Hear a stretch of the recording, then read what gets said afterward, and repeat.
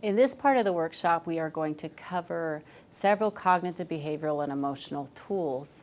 I'm going to share a variety of information with you for things to think about practicing later and throughout your life.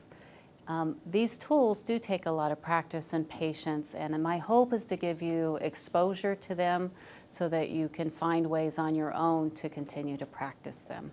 And we're going to start with some tools related to thoughts. So one tool when it comes to thoughts is to be able to objectively observe your thoughts. So this is a challenging skill at times. And so if you imagine, if you take a minute to, there's different ways that people like to do this, but imagining thoughts and seeing your thoughts like leaves passing on a river. Or for some people, they like to see them on a conveyor belt passing by. And so taking a moment, even in this moment, to close your eyes and try to notice what are some of the things that you tell yourself, and noticing some of your thoughts, not trying to judge them, just that they are, and being able to be the observer of your thoughts. Maybe you notice thoughts about your to-do list, or your mind kind of goes to a variety of places. Included in thoughts, maybe you have images of things that kind of pop in your head, and you working on being the observer of those thoughts. Okay? And go ahead and bring your focus back to the room. So that's a pretty challenging skill, and to develop that, you might want to take a meditation class or mindfulness meditation. There are different ways to work on developing our ability to observe our thoughts.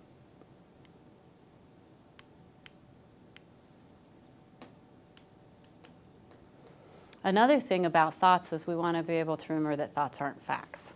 We can have all sorts of thoughts. I might drive by a bank and think, oh, what would it be like to rob that bank? Doesn't mean I'm going to do it. Maybe 6 months ago I saw a movie where someone robbed a bank that looked just like that bank. And so that thought popped in my head. So we can have all sorts of thoughts pop in our head. I don't have control over who knocks at the door, but I do have control over how long I entertain them. So how much time I spend with that thought and really putting energy into that thought, I do have some control over that. But we can have all sorts of thoughts that pop in our head. I could think, oh, right now you're all judging me. And it may not be a fact. And so we can just have thoughts pop in our head all the time, and it's important to remember that they're not facts. Another thing about thoughts is we want to know how thoughts trigger feelings. So when it comes to situations, we often believe that the situation triggered the feeling that we have, when actually the situation, we interpret the situation, and that interpretation often triggers the feeling that we have. So an example of that would be, I go to the store and I give the lady my money, and she pushes the change at me. And I think to myself, what, she thinks she's better than me? What's her problem? So that's the interpretation of her pushing the change at me. What feeling might I feel from that interpretation?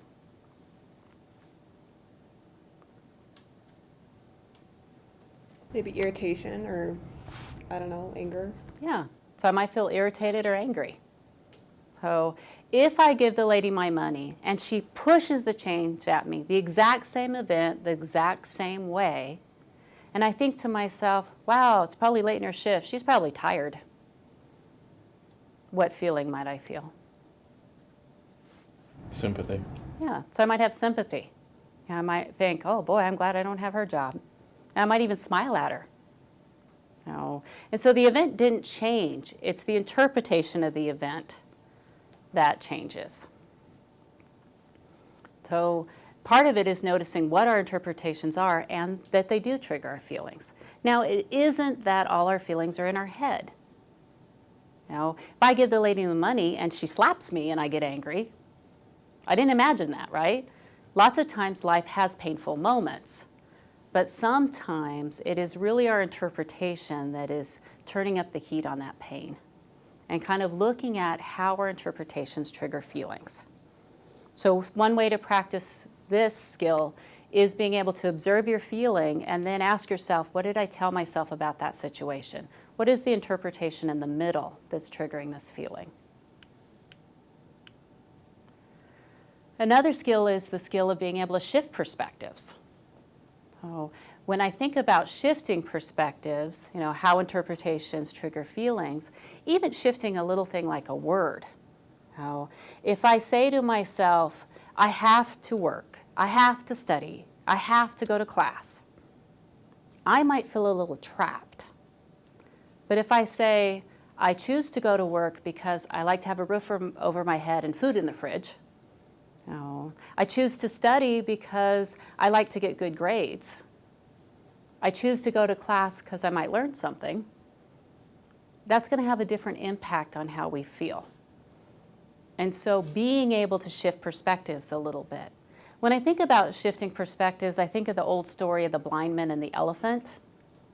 So there's a very old story of several blind men describing an elephant. And one is at the side of the elephant going, an elephant is like a wall. That's what an elephant's like. And another is at the leg going, no, an elephant's like a tree. That's what an elephant's like. And another one's at the tail going, an elephant is like a twig. That's what an elephant's like. And another is at the nose going, an elephant's like a snake. That's what an elephant's like. And they're all arguing and arguing. And in some ways they're right, but when it comes to what an elephant is truly like, they're all wrong because they're limited in their perspective. And so thinking about that sometimes, that we all come to a situation with a certain perspective, certain life experience that maybe is limited. And so the skill of being able to shift perspectives, work ourselves around that elephant. Right now I'm telling myself this about this situation. What's 5 other ways that I can look at it? So that's a way to practice it. Asking yourself, what are some other ways that I can look at this? Now, in part 1, we talked about interpersonal stress being a stressor, stress between relationships. Well, that's also when I work with couples sometimes couples get stuck in their perspective. So one is like at the side going, it's a wall, and the other one's, it's a leg, yeah, it's a tree, and they sit there really stuck in their perspectives, trying to convince each other of their perspective and not taking the time to be curious about the other person's perspective. You're saying it feels like a tree? Okay, tell me more about that. What's that like for you? And so trying to put ourselves in other people's shoes and communicating. But when we get too stuck in trying to justify our perspective, we miss out on learning from other people and putting ourselves in other people's shoes and getting the big picture. So thinking about that sometimes.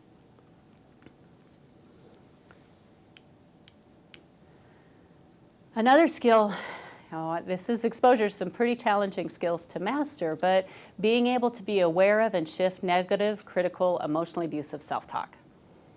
So most of us in this society, if we talk to our friends the way that we talk to ourselves, we wouldn't have any friends. So being aware of our self-talk and the impact that that has, because that's part of our perspective and the emotions that get triggered. And so noticing some of those things. When we have a thought, in a way, it's like digging a groove in our brain. So the neurons fire and the myelin sheath gets thicker every time we have a certain thought. So if somebody whispers your name, you really catch on to it because you've had the thought of your name a lot because you've heard it a lot. And so part of it is noticing if we have certain thoughts that aren't so helpful for us and then working on breaking that a little bit. So an example would be, I have dyslexia, and growing up, I was often teased and called stupid by my classmates. And so I started telling myself that. So having the thought, I'm stupid, was really strong in my brain. And some therapists recommend using affirmations, so saying maybe the opposite. So noticing every time I said I'm stupid, saying I'm smart, I'm smart, I'm smart. Now, it isn't that I think I'm stupid or that I'm totally brilliant, but by doing that, it helps develop other connections in the brain so that you have more cognitive flexibility. So when you notice that you have certain things that you tell yourself, negative things you tell yourself out of habit, saying the opposite, even if you don't believe it, sometimes can help you get there, to have more diversity in how you think. So that's one way to practice that. Another thing about being aware of negative, critical, emotionally abusive self-talk, sometimes it's helpful to know where that's coming from. You don't always have to know. You can work on changing it without knowing. But being able to label some things, like maybe you've had someone in your past that was really critical or negative, oh, that's Aunt June, there she goes again, giving me a lecture, and noticing when you're the one playing those tapes, and maybe just labeling it, nope, June, you don't get to go with me to this class, I'm not taking you on this date, whatever that is, being able to notice it and try to substitute different types of thinking, or maybe just ignore her. Notice those negative thoughts and focus on something else. Not put energy into it, but let it pass by putting energy into other ways of thinking.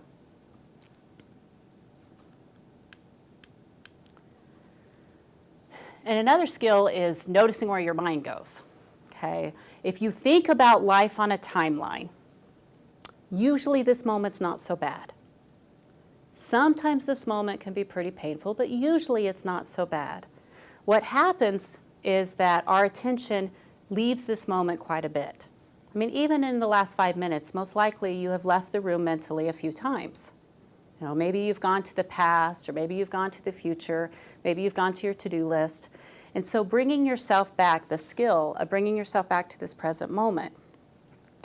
If I have a habit of going to the future, and in this moment, practicing anxiety. Maybe I go to the future and I worry about an upcoming event. In this moment, I'm just practicing being anxious. So if I can catch myself from doing that and bring my focus back to this moment. Sometimes people go to the past, and in this moment, they practice feeling remorse or shame. And they're just practicing feeling those painful feelings. So being able to notice and bring ourselves back. Now, sometimes it is helpful to mentally go to the future if you are planning. If I'm thinking about something and I'm planning for it, what am I going to do and how am I going to do it? And maybe I'm even practicing a little confidence. That's helpful. But if I'm just practicing worrying, that's usually not very helpful. The same thing with the past. Sometimes it's helpful to go in the past and say, okay, what did I learn from this situation so I don't do that again? This reminds me of that. What do I need to do different this time? So if we're going to the past and we're learning, then sometimes that's helpful. But if we're just sitting there practicing painful emotions, that's just usually not very helpful. Okay? So it takes a lot of practice and patience, though, to bring yourself back to this moment, just gently over and over again.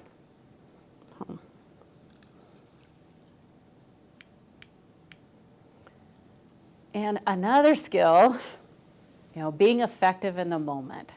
Part of being effective in the moment, so making the most effective choices given the situation, is that we have to accept reality. So that is challenging. In our society, we often take a situation and wish that it was different. For example, if I accept this is how the teacher teaches, what do I need to do well in this class? I might be able to come up with some ideas on how to effectively pass the class. If I get wrapped up in, well, he should teach this way, and what if he taught this way, and I should have took this class 3 years ago, and we get distracted and we try to make choices based on fantasy, the what ifs and the shoulds, we're not going to make effective choices. We're just wasting energy coming up with solutions to fantasy. Now, acceptance of reality does not mean that you have to approve of it. I don't have to convince myself I like the way the teacher teaches.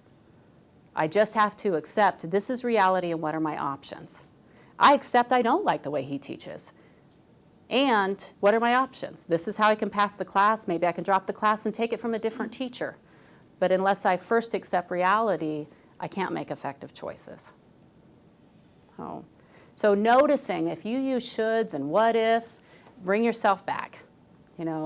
Realize you're going on a tangent. So what if this happens? I should have done that. and try to bring yourself back to reality to make effective choices. So as you can see, all of these skills are pretty challenging and they take some practice and patience, but they do help a lot with emotion regulation and stress management. So let's go a little bit to feeling. So I just used the word emotion regulation. So emotion regulation is our ability to use our emotions as a resource instead of being controlled by our emotions like a puppet on a string, right? So increasing our ability to use our emotions. So that's a skill that we can develop that takes practice. One of the things with that is being able to notice them, notice our emotions without making them larger than they need to be or pushing them away. Sometimes people are in the habit of making them larger than they need to be so then they can finally notice them. But noticing them at a manageable level. If our emotions are too intense, then it affects sometimes the way we perceive things, maybe what we say, what we hear. And so having them at a manageable level, noticing. But don't automatically just push them away. Okay. Knowing that emotions are information. So here's this emotion. It's information and not fact. And I have a few examples of that. So thinking about fear. Fear is a signal that maybe I'm in danger. Now, are you in danger every time you're afraid? No. So it's a signal that maybe I'm in danger, but it's not a fact. So we want to notice it, say, oh, I'm feeling afraid. Am I in danger? No, I'm not. Okay.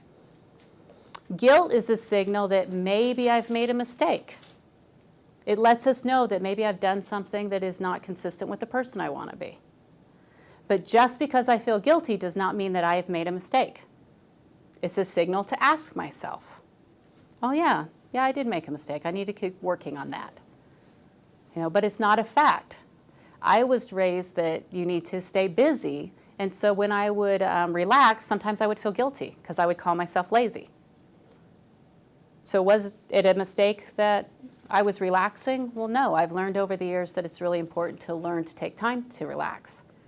And so even though sometimes I feel guilty, that doesn't mean I made a mistake. It's a habit to feel guilty when I relax. So then I relax anyway, right?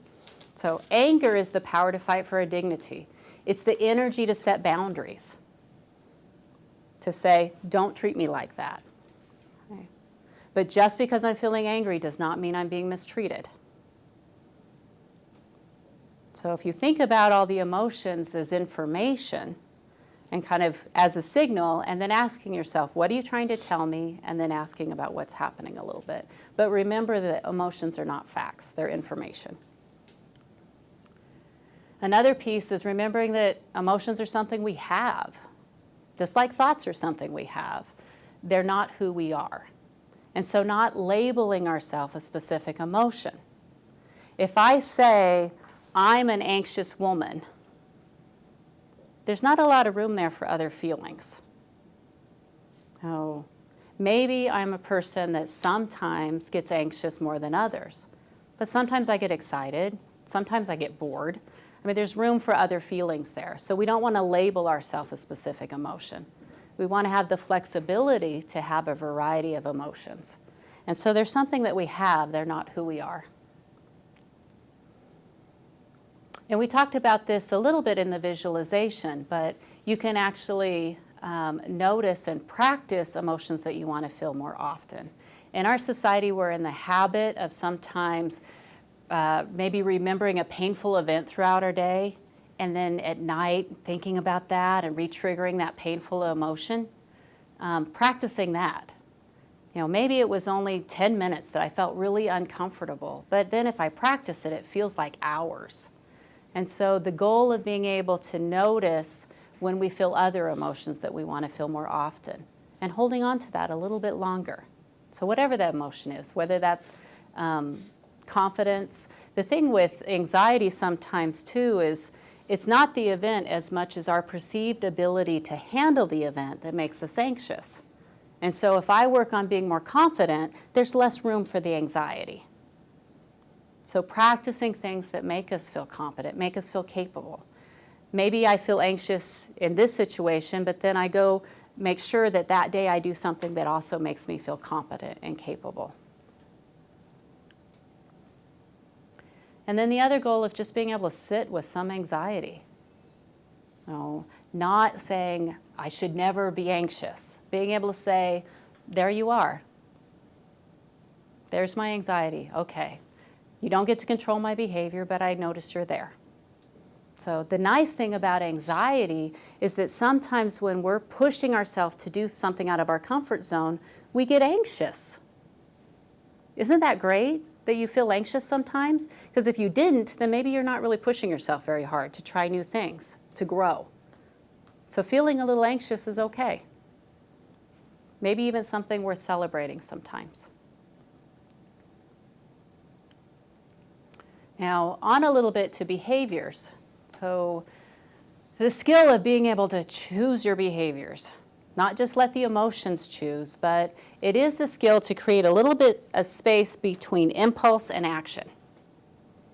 So with most emotions, they make us want to do something, and creating a little bit of space so we can make an effective choice. Now, one of the ways to practice is just notice when you have an urge to do something, and pause for a minute and create some space. I have an urge to text my friend. You know, whatever that is, pause for a minute, create a little space, and make a choice. It is a way to try to practice so you can add some effective choices and not just react on your emotions. And then another piece with behavior, too, is sometimes people sit around waiting for their emotions to do their behaviors. But we can actually choose behaviors that trigger emotions. Now, if I waited to feel motivated to exercise, I'd never exercise. But about 20 minutes into exercise, I start feeling motivated. I exercise because it's consistent with the woman I want to be. So choosing behaviors, and those behaviors can sometimes trigger the emotions that you want. Don't wait to feel motivated to study or motivated to go to class.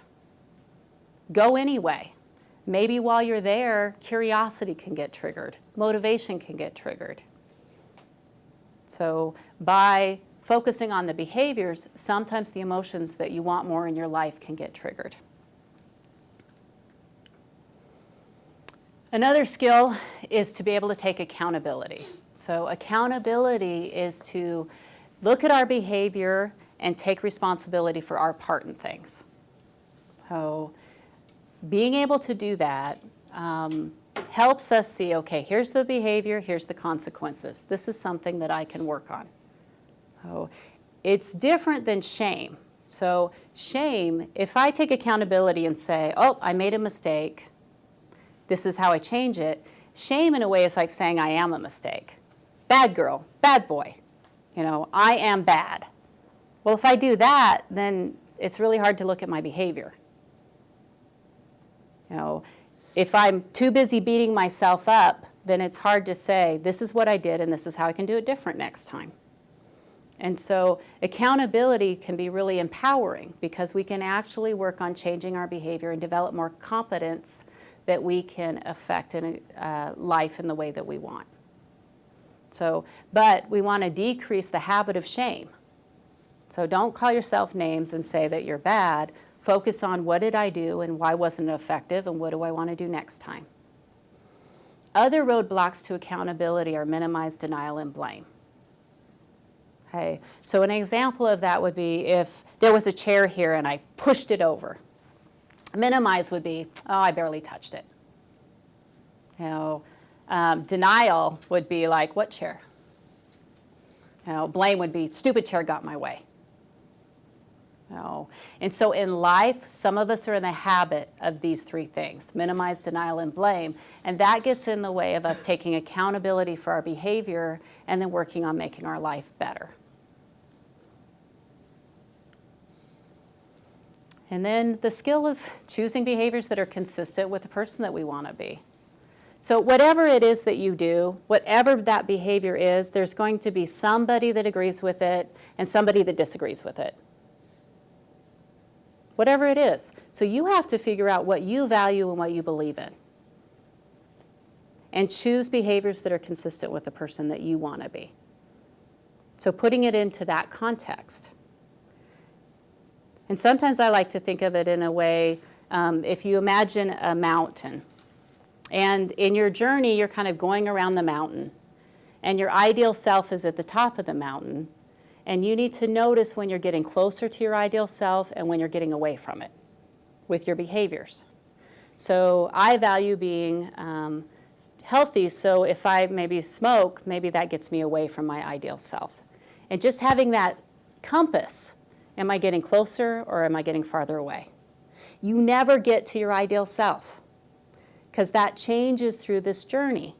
If you think about it, what this looks like now is probably different than what it looked like 5 years ago. So with life experience, this changes. So not thinking you're just going to run up to the mountain and be your ideal self, but just having the ability to notice when you're doing things that get you closer and when you're doing things that get you away. And then working on getting yourself back on track.